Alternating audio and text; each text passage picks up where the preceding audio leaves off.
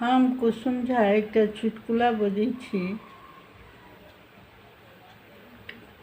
जे होली में से भांग पी लेलखिन साउस पुतोहु दुनू।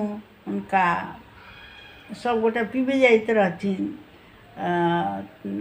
अथी दूध में चीनी दऽ कऽ कहै छलै कि जे पीबै छै भांग तऽ नहीं लगै छै नहीं लगै छै।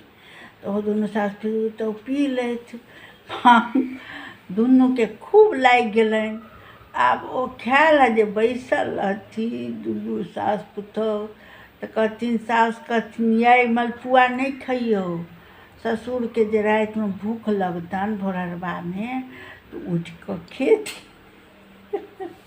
भांग लागल रहनि तऽ कहथिन भोरहरबा में उठि कऽ खेथिन।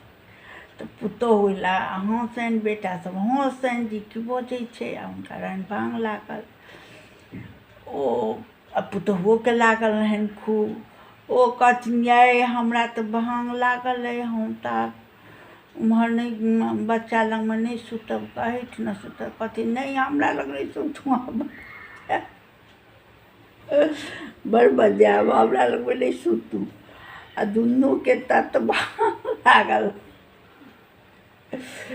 खूब अपन खाए काल में कहथिन कि जे ओ मलपुआ खा कनि हमरा देत मलपुआ। नहीं मलपुआ रह दियौ ससुर के भोरहरबा में भूख लगतनि तऽ खेथिन। ओ तत भांग लागल जे बेचारी कहथिन अब हम उम्हर नहीं सुतऽ जायब हमरा भांग बड़ लागल अइ। कहथिन नहीं अइ हमरा लग सुतब अहाँ सुतब नहीं कि हमरा भरि राति अहाँ बजायब। आब भांग लागल रहनि दुनू गोटा के आब की करथि। कहुना कऽ कऽ अथी भेलनि प्रात भेलनि। कहलखिन बाप रे बाप एहन भांग कहियो हम नहीं पीब जे ई भांग जे हमरा तत लागल छलै बुझाइ छलै उठा कऽ लेने जायत आ पटकि देत उठा कऽ लेने जायत आ पटकि देत। तऽ भांग पीबऽ के आदते छुटि गेलै। लागल से कह